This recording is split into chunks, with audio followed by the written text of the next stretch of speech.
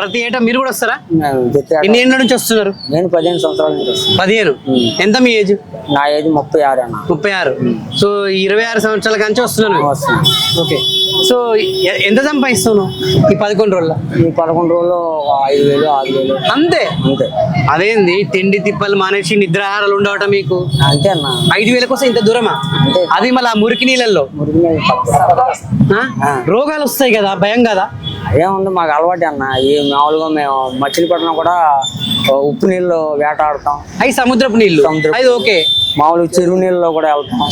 కోడి పేగులు అవి వేస్తారు, అవి ఇట్లో చేపలు పట్టి చేపలు వేస్తా ఉంటాం. అలాంటివి చేస్తాం. మచిలీపట్నంలో ఏమేమి పనులు చేస్తారు? ఐరన్ పనులు చేస్తాం, చేపల పని చేస్తాం, ఆ ఉల్లిపాయలు అమ్ముతాం, అన్ని చేస్తాం.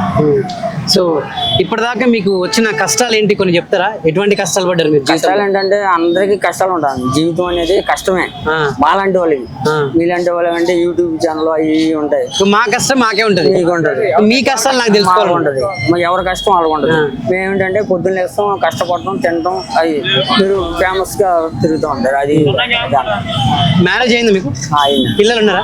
పిల్లలని మనవరాలు మనవడు, ఇదిగో మనవడు వీడు. మనవాడు.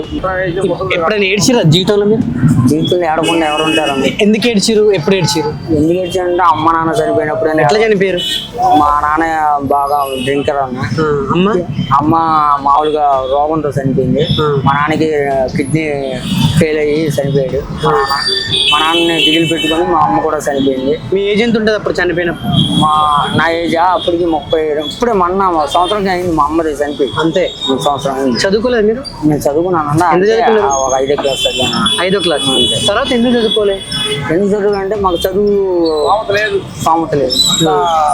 చదువుకునేంత డబ్బులు లేవు, ఆ స్తోమత లేదు. అవును లేదు. ఓకే. అంటే మేము ఇలా కష్టపడుతున్నాగా